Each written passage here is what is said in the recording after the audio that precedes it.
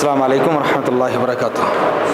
بسم اللہ الرحمن الرحیم وبنستعین الحمد للہ رب العالمین والصلاة والسلام علی اشرف الانبیاء والمرسلین نبینا محمد وعلی آلہ واصحابہ اجمعین ومن تبعہم بإحسان الی یوم الدین، اما بعد۔ اصول فقہ کی گزشتہ کلاس تک ہم لوگوں نے تقریباً معلومات سرسری طور پر حاصل کر لیے ہیں۔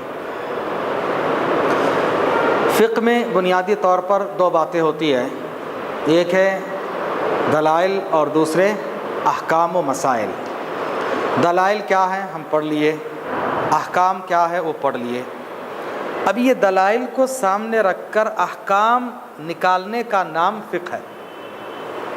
فقہ میں یہی ہوتا ہے، قرآن کی آیت ہے، حدیث ہے، صحابی کا قول ہے، یہ اجماع ہے، یہ قیاس ہے، یہ عرف عام ہے۔ اب اس کو رکھ کر اس کا حکم کیا ہوگا، فرض ہے، حرام ہے، مکروہ ہے، مستحب ہے، مباح ہے، کیا ہے، اسی کو معلوم کرنے کا نام فقہ ہے۔ اب وضو میں کیا کیا فرض ہیں، کیا کیا ممنوع ہے، احرام میں کیا کیا ضروری ہے، احرام باندھ لینے کے بعد کیا کیا حرام ہے، کیا کیا مکروہ ہے، کیا کیا مباح ہے، اسی کو کہتے فقہ۔ وہ انشاءاللہ ہم لوگ فقہ کو آگے پڑھیں گے۔ آج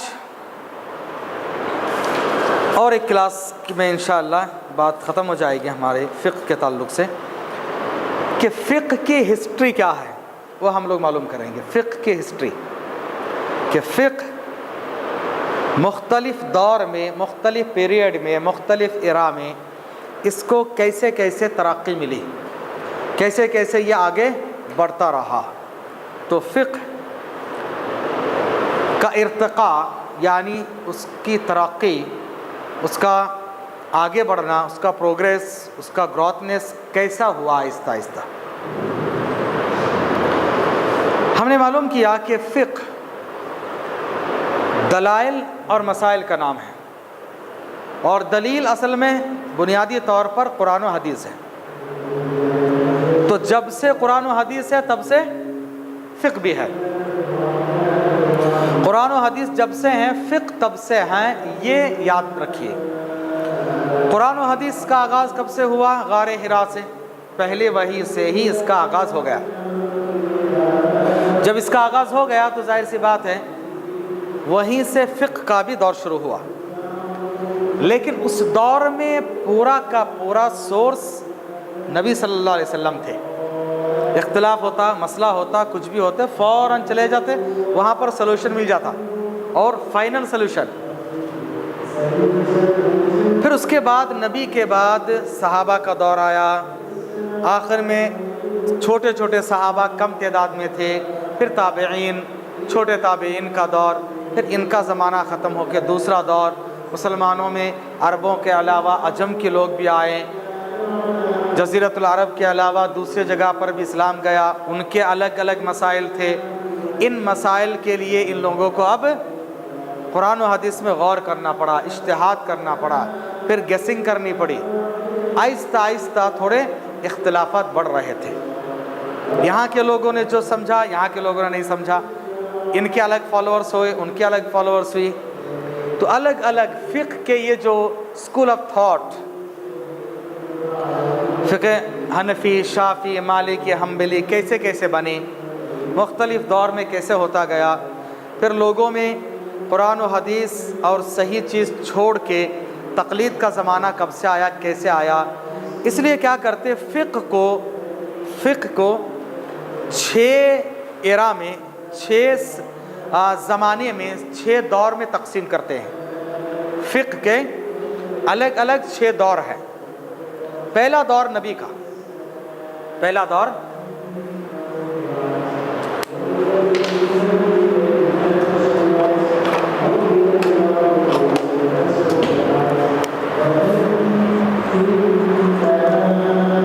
نبی کا دور، اس کو عہد رسالت بولتے ہیں، رسول کا دور۔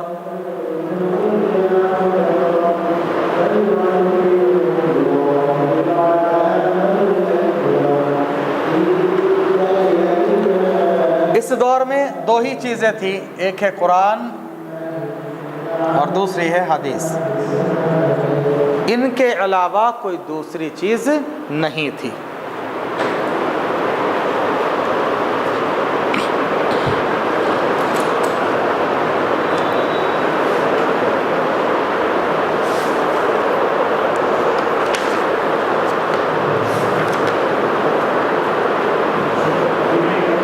جی کس کو؟ اس کو الگ الگ نام دیتے ہیں، جیسے زمان النبی، نبی کا زمانہ، زمان بھی استعمال ہوتا ہے، نبی کا زمانہ، دور بھی استعمال ہوتا ہے، دور النبی۔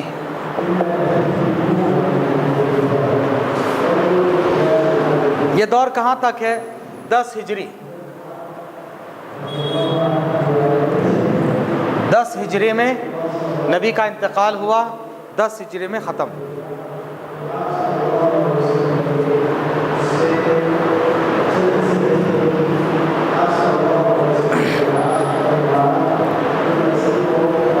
انگریزی اعتبار سے آپ دیکھیں گے قریب قریب آپ صلی اللہ علیہ وسلم پیدا ہوئے 570 یا 71 میں، اس میں آپ کیا کر لیجئے 63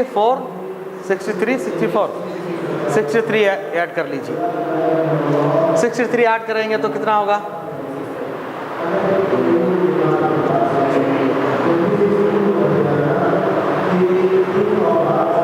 تو یہاں تک نبی کا دور 633 کے آس پاس میں نبی کا دور ختم ہو گیا انگریزی اعتبار سے۔ اس دور میں کوئی مسئلہ پیچیدہ نہیں ہوتا تھا، نبی تھے فوراً پوچھ لیتے، وقتی طور پر اختلاف ہوا تو بھی جاتے پوچھتے، پھر مسئلہ حل ہو جاتا تھا۔ اس کے بعد کا دور ہے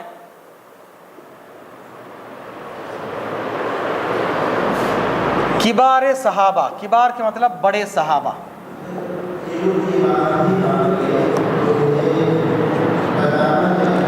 بڑے صحابہ کا دور، یہ تقریباً 11 ہجری سے شروع ہوتا ہے،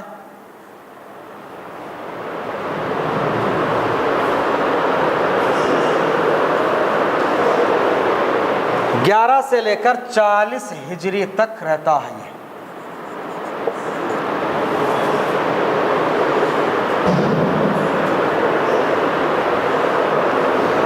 یہ دور خلافت راشدہ کا دور ہے، خلافت راشدہ، 4 خلیفہ 30 سال تک حکومت کی ہے۔ حضرت ابوبکر 2.5، حضرت عمر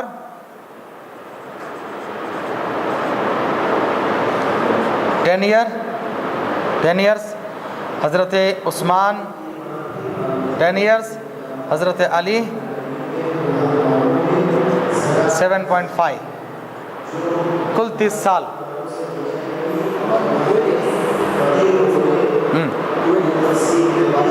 نہیں 10 سال۔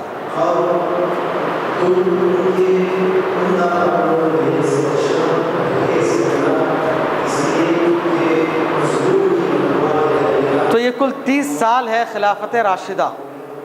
نبی کی وفات ہوئی 10 ہجری میں، اور یہ 30 سال خلافت راشدہ، کل ملا کر 40 سال، جس میں بڑے بڑے صحابہ اکرام موجود تھے، کبار صحابہ کا دور تھا۔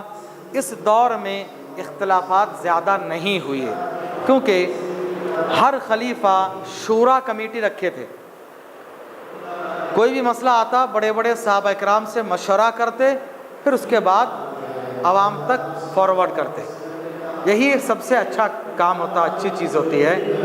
کوئی بھی مسئلہ آئے سب مل کے بات کریں، پورے علماء سمجھوتا کرنے کے بعد، ڈسکس کرنے کے بعد ایک نتیجے پر پہنچے، عوام تک وہ بات بتا دیں، یہ سب سے اچھا ہے۔ تو حضرت ابوبکر، عمر، عثمان و علی رضی اللہ عنہم اجمعین، یہ لوگ شورا کمیٹی رکھے تھے، بڑے بڑے صحابہ اکرام سے مشورہ کرتے، اور یہ تقریباً لوگ مکہ مدینہ آس پاس میں ہی تھے، زیادہ دور نہیں گئے، صحابہ زیادہ دور پھیلے نہیں تھے، ایک دکے صحابہ گئے تھے، لیکن مدینے میں صحابہ کی بڑی تعداد موجود تھی،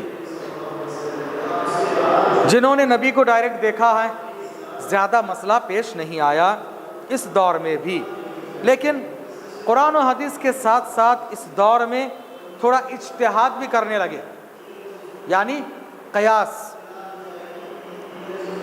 بھی شروع ہوا کچھ مسائل میں، کیونکہ عمر کے زمانے میں کافی بڑی حکومت تھی، بہت بڑی سلطنت اور حکومت تھی عمر کے زمانے میں۔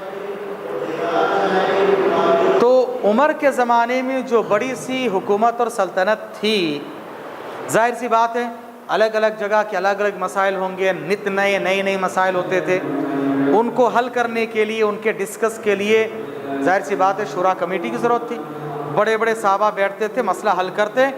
اب نئے مسائل ہیں، قرآن و حدیث میں وضاحت نہیں ہے تو گیس کرنا۔ تو اس دور میں قرآن و حدیث کے ساتھ ساتھ صحابہ کا قول اور قیاس بھی آنے لگا۔ اس سے ہٹ کے اب یہاں پر 4 چیزیں آ گئی: قرآن، حدیث، اجتہاد کو قیاس کہتے ہیں، اجتہاد، قیاس، قول صحابہ۔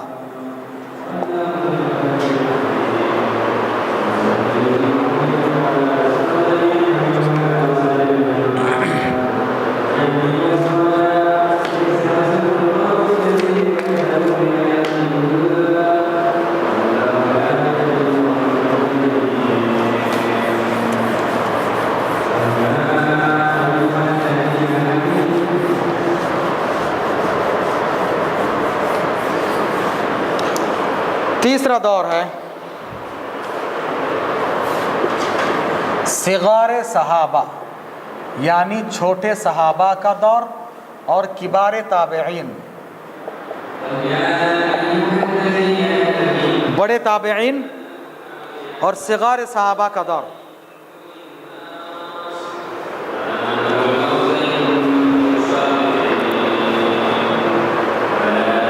یہ شروع ہوتا ہے 41 سے،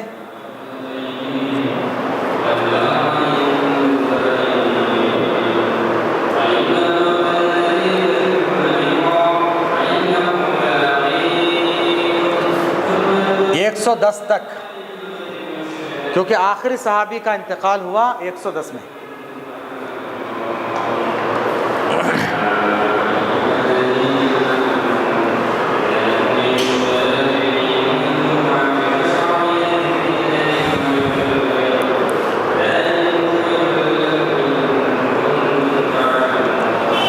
حضرت عمر، عثمان، علی، ان تینوں کے بعد اب کیا ہے، مسلمانوں میں تھوڑا سا ہلچل شروع ہوا، تھوڑی پریشانی شروع ہوئی۔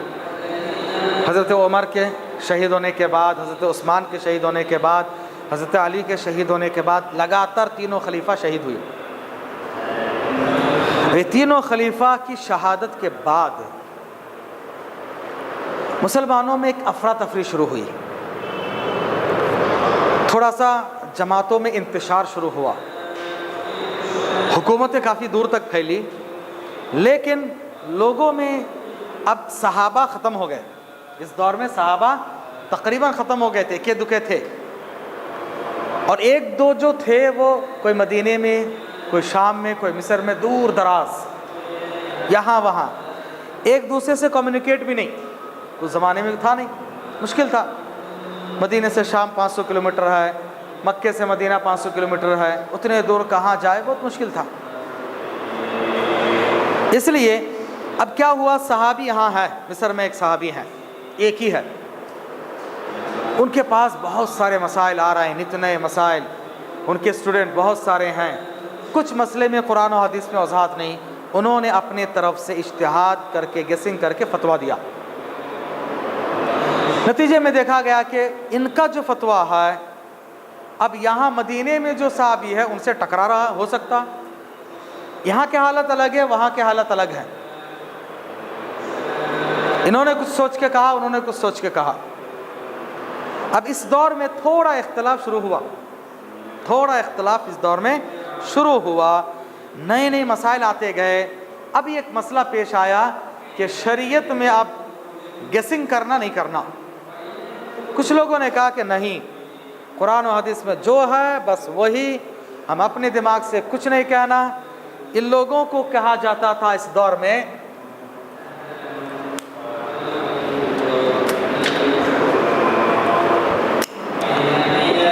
اہل الحدیث. یہ اہل الحدیث ہے. اب تک اختلاف شروع نہیں ہوا تھا. اب تک مسلمانوں میں اختلاف شروع نہیں ہوا تھا. پورے کے پورے ایک ہی تھے. اب فرقہ شروع ہو رہا. دیکھو جن لوگوں نے کہا کہ نہیں بھائی قرآن حدیث میں جو ہے بس وہی ماننا, ہم کچھ بھی گیسنگ نہیں کریں گے, تھوڑے بہت زیادہ اصول پرست تھے یہ لوگ, ان کو اہل حدیث کہا جاتا تھا. اور دوسرے لوگ جنہوں نے کہا کہ نہیں بھائی بہت سارے نئے نئے مسائل ہیں, اب ان میں کچھ نہ کچھ تو اپنے عقل لڑانا ہے اور نہ کہاں سے سلوشن نکلے گا, ان لوگوں کو کہا جاتا تھا اہل الرائے. رائے کے معنی اوپینین. لیکن یاد رکھیں یہ صرف ایک ٹیکنیکل نام ہے. دونوں کا عقیدہ ایک ہی تھے, دونوں قرآن و حدیث کو ہی بیس مانتے تھے. یہ لوگ قرآن و حدیث ہی بیس, بس وہی بیس بھی ہے اور لیس بھی وہی ہے, ختم ہو. ان کے پاس کیا تھا, نہیں بھائی قرآن و حدیث کے ساتھ ساتھ اب ہم تھوڑا قیاس بھی کرنا, اجتہاد بھی کرنا, دوسروں کے قول بھی لینا, تھوڑی وسعت ان کے پاس تھی. اس لیے ان لوگوں کو اہل رائے کہا جانا لگا.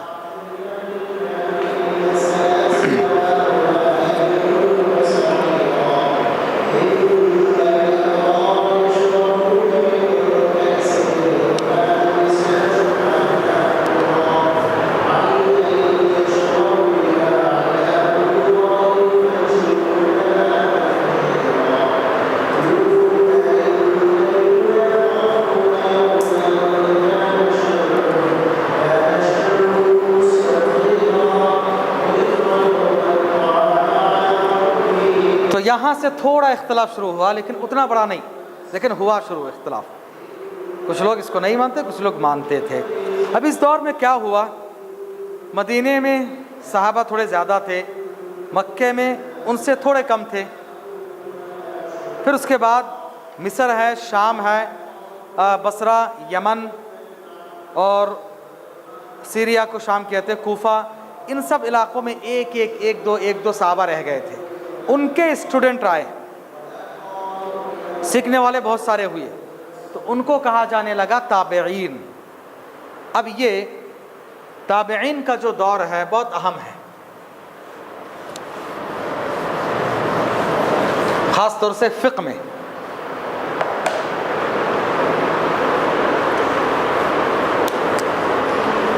صغار صحابہ اور کبار تابعین کا یہ دور, اسی دور میں تھوڑا سا آگے چل کے جب صحابہ ختم ہو گئے تو تابعین آئے. تابعین کے دور میں اب ایک اور دو جماعتیں بنی, شیعہ,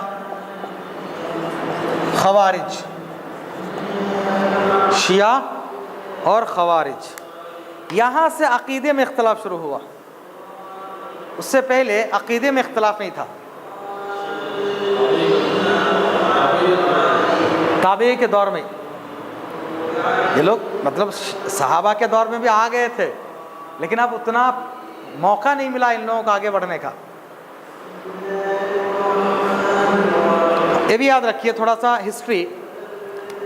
نبی 10 ہجری میں انتقال کیے, یہ نبوت کا دور ہے. خلافت راشدہ 30 سال. اس کے بعد خلافت راشدہ کے بعد خلافت امویہ شروع ہوا. امویہ یا امیہ بولتے ہیں. اس کے پہلے خلیفہ ہے معاویہ رضی اللہ عنہ, جو صحابی ہے معاویہ رضی اللہ عنہ. ان کی حکومت تقریباً 600 سال کے آس پاس میں رہی. 600-700 سال تک ان لوگوں نے حکومت کی. تو تقریباً 640 کے آس پاس میں ان لوگوں نے حکومت کی. یہ 10-30 ان کا 600 اگر ملا لیں گے آس پاس میں. یہ جو دور تھا یہ بڑا اچھا دور تھا. ان لوگوں کا دور بڑا اچھا دور تھا، صحابہ تابعین طب تابعین کا دور تھا، طب تابعین کا بھی دور تھا اس میں۔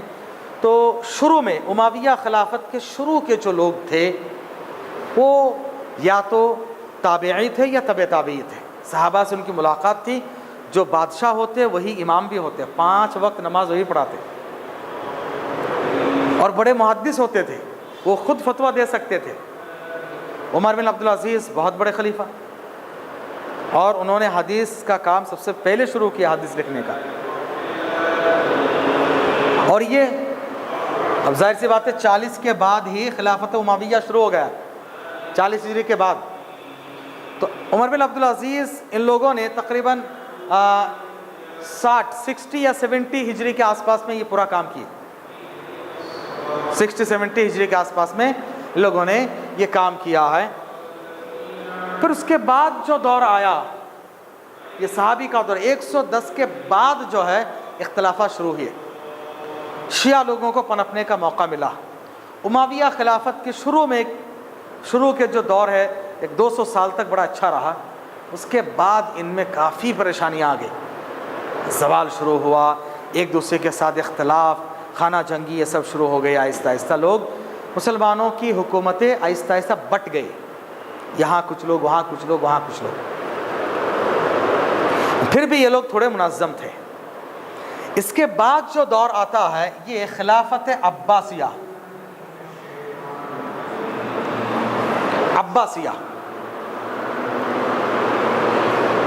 یہ لوگ تقریباً 1000 سال کے آس پاس میں حکومت کرتے ہیں۔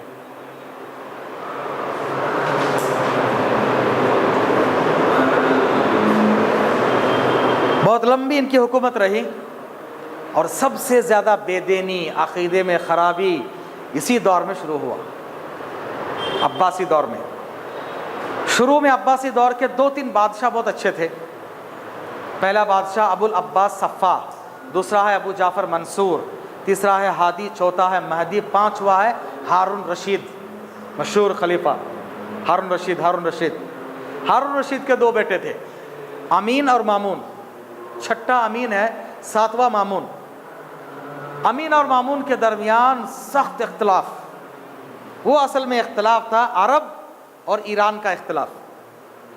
امین جو ہے ہارون رشید کی عربی بیوی کا بیٹا، مامون ہارون رشید کی لونڈی زبیدہ جو ایرانی تھی ان کا بیٹا، دونوں میں اختلاف، بہت اختلافات، دونوں بھائی آپس میں لڑے، قتل ہوا، امین کو مامون نے قتل کیا باقاعدہ، دونوں بھائی میں جنگ ہوئی،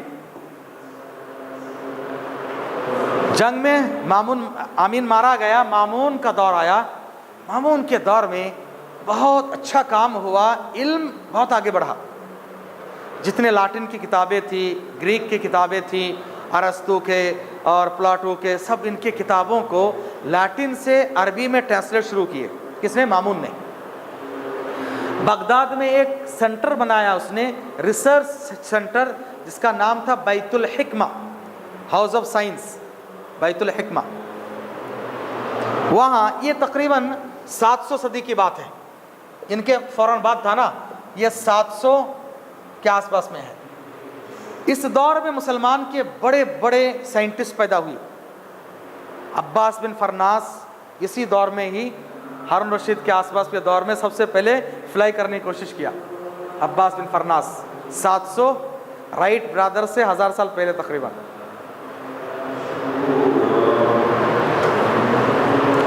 اسی دور کے سب جابر بن حیان، ابو علی سینا، پھر اسی طرح سے موسیٰ الخوارزمی اور الجزری، اور بڑے بڑے جتنے آئے یہ اسی دور کے تھے۔ یہ لوگ دنیاوی اعتبار سے میڈیکلی بہت ترقی کیے، لیکن دینی اعتبار سے تھوڑا سا پرابلم آیا۔ ابو علی سینا ملحد تھا، میڈیکل سائنس میں بڑا زور اس کا ہے۔ میڈیکل سائنس کا کوئی بھی اسٹوڈنٹ اس وقت تک بڑی ڈگری حاصل نہیں کر سکتا جب تک ابو علی سینا کی کتاب القانون نہ پڑھے۔ کینن بولتے، کینن، ہاں، القانون فی الطب، ابو علی سینا کی کتاب ہے، بہت زبردست ہے۔ یہ اور بات ہے، لیکن عقیدے کے اعتبار سے چونکہ یہ جو گریک کے اور لاٹن کے جو کتابیں تھیں اس میں فلسفہ بہت تھا، اس میں لاجک، فلسفہ، کسی بھی چیز کو عقل میں دیکھنا، ارے یہ چیز عقل کے خلاف ہے، کیسے اللہ کے رسول معراج کو گئے، یہ حدیث سمجھ میں نہیں آ رہی، چھوڑ دو، یہ کیسا نہیں ہوتا، عقیدے سے ٹکرا رہی ہے، اللہ تعالیٰ ہر جگہ ہے، کیسے عرش پر ہے تو پھر کیسے اللہ ہر جگہ ہے، اللہ ہنستا ہے، ہنسنے کے لیے دانت ہونا، پھر یہ ہونا وہ ہونا، نہیں وہ نہیں مانتا ہمیں، ایسے دماغ لڑاتے لڑاتے لڑاتے عقیدے میں پرابلم شروع ہو گیا۔ پھر اسی زمانے میں کہ بھائی قرآن مخلوق ہے یا نہیں ہے، مخلوق ہے، بعض لوگ نہیں مخلوق نہیں ہے، ایسے نئے نئے مسائل شروع ہو گئے عباسی دور میں۔ آہستہ آہستہ آہستہ آہستہ ایرانیوں کا غلبہ شروع ہوا، مامون چونکہ ایرانی، اب ان کا غلبہ شروع ہوا، عربوں کا تھوڑا کم ہوا، اب دشمنیاں شروع ہوئی، آہستہ آہستہ عربوں کی خالص حکومت جا کے اندلس میں ہو گئی، اندلس میں رہ گئی، اندلس اسپین، اور یہاں پر بغداد میں، عراق بغداد، یہاں پر گویا کہ ایرانیوں کا قبضہ شروع ہوا۔ یہ ایک ہسٹریکل بیک گراؤنڈ ہے، کیونکہ اس ہسٹری کے ساتھ ساتھ باقاعدہ عقیدے میں اسلام میں بھی ضرب کاری ہوئی۔ اب ان شیعوں نے حدیثیں بنانا شروع کیا، خوارج نے تکفیر کا فتویٰ شروع کیا، آپس میں لڑنا بھڑنا، پریشانیاں شروع ہوئی۔ اب اس دور میں ہی اب فقہ کا بھی عروج ہوا، صحابہ کم ہو گئے، علم تھوڑا سا، اب حدیث سے لوگوں کا تعلق تھوڑا کم ہوتے گیا، قرآن سے کم ہوتے گیا، میرا عالم کیا بولتا ہے وہی۔ اب کچھ علماء بھی، ہاں بادشاہ ہے، یہ بادشاہ کے ساتھ میرا اچھے تعلقات ہیں، بادشاہ کیا چاہتے اس کے مطابق فتویٰ آ گیا، شروع ہو گیا اس زمانے میں۔ تھرڈ فورتھ جو زمانہ آیا،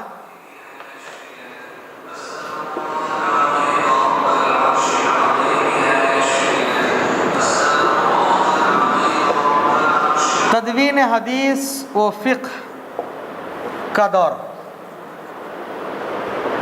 تدوین حدیث و فقہ کا دور۔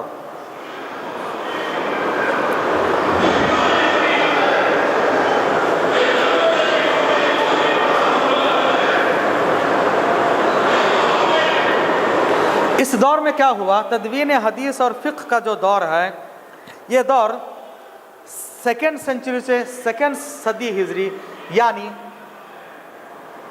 200 کے بعد شروع ہوا۔ یہ فل عباسی، نہیں امویہ ابھی بھی ہے، تھوڑا بہت اموی دور ابھی بھی ہے، شروع ہوتا ہے تقریباً امویہ دور کے آخر تک۔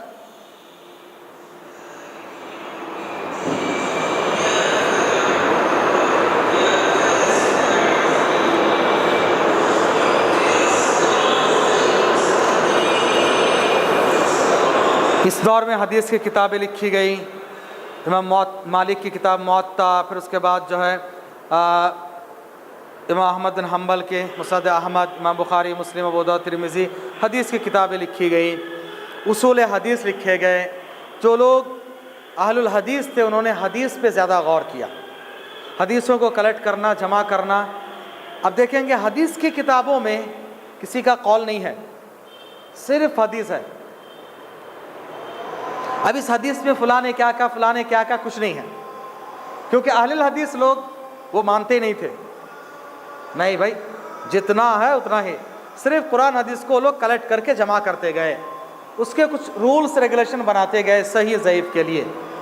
حدیثوں کے ایکسپلین کے لیے پھر فقہ کا دور آیا، حدیث کو سمجھنا یہ اصل میں فقہ ہے۔ اسی دور میں کیا ہوا، فقہ کو بھی کتاب کی شکل میں بنانا شروع کیے۔ جب فقہ کو کتاب کی شکل میں بنانا شروع کیے تو اس دور میں کیا ہوا، اب تقلید آتی گئی۔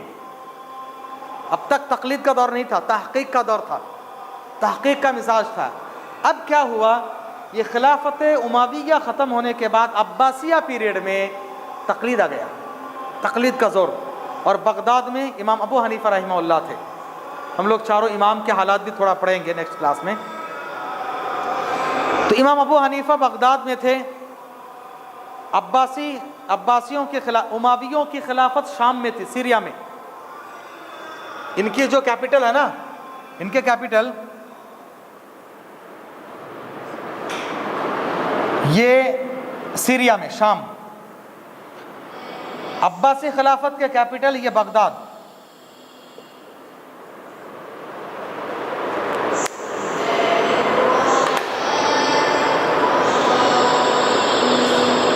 बगदाद में इमाम अबू हनीफा रहमहुल्लाह का बड़ा चर्चा हुआ, क्योंकि उनके एक उस्ताद जो वहाँ पर थे, खिलाफत बगदाद में थे, वो ताबेई थे, सहाबी से पढ़े थे, सहाबी से पढ़े थे।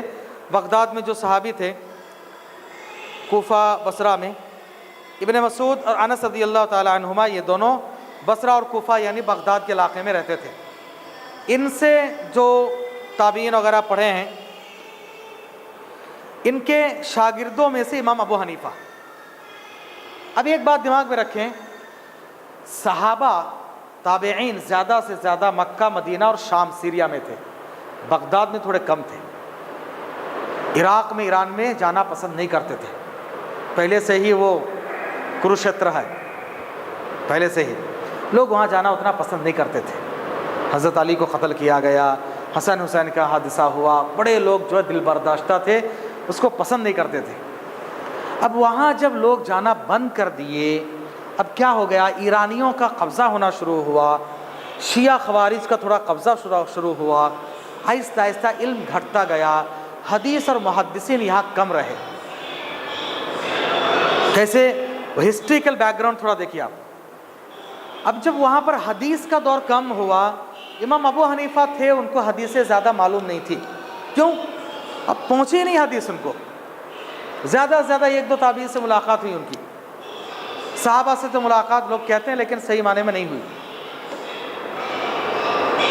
अब इनको मसाइल पेश आते थे तो अबू हनीफा अपने दिमाग से फतवा देते और कहते भाई सही हदीस आ जाए तो मेरी बात छोड़ देना, मान लेना। इन्होंने अमानतदारी के साथ अपनी जिम्मेदारी अदा कर दी। अब यहाँ क्या हो गया, इमाम अबू हनीफा के 3 स्टूडेंट बड़े मशहूर हैं, अबू यूसुफ, इमाम मोहम्मद, अबू और इमाम ज़ुफ़र। इमाम अबू यूसुफ, इमाम मोहम्मद और इमाम ज़ुफ़र।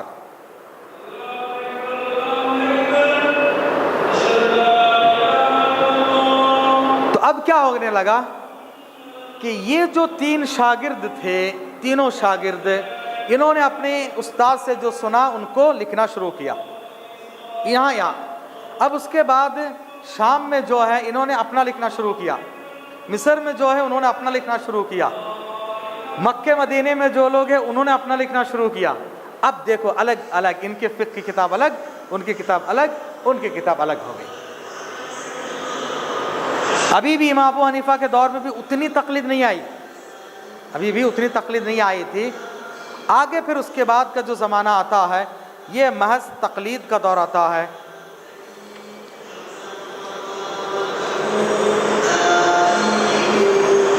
आखिरी जो दौर, 5वां और 6ठा दौर है, तो इंशाल्लाह हम लोग कल पढ़ेंगे। ये दौर असल में कैसे तकलीद शुरू हुई और फिर लोगों में इख्तलाफ का आगाज़ कैसे हुआ, ये हमें दिमाग में थोड़ा रखना ज़रूरी है कि 4 मसला कैसे बने।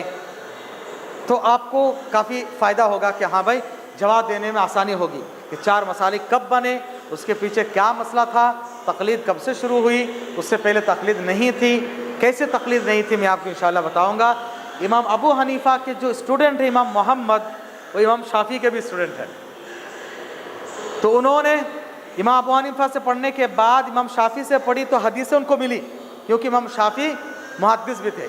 सॉरी, इमाम मालिक से पढ़ी है, इमाम मालिक मुहद्दिस भी थे, और मुहद्दिस होने की वजह से हदीसें इनको मिलती गई, तो अबू हनीफा की बातों को छोड़ते गए, तो वो तकलीद मुक़ल्लिद नहीं थे। अबू हनीफा के जो पहले शागिर्द थे वही मुक़ल्लिद नहीं थे, फिर तकलीद को क्यों साबित करते हो, कैसे नहीं थे, इंशाल्लाह आगे हम लोग पढ़ेंगे, मालूम करेंगे। सुब्हानकल्लाह व बिहम्दिक, अशहदु अल्ला इलाहा इल्ला अंत।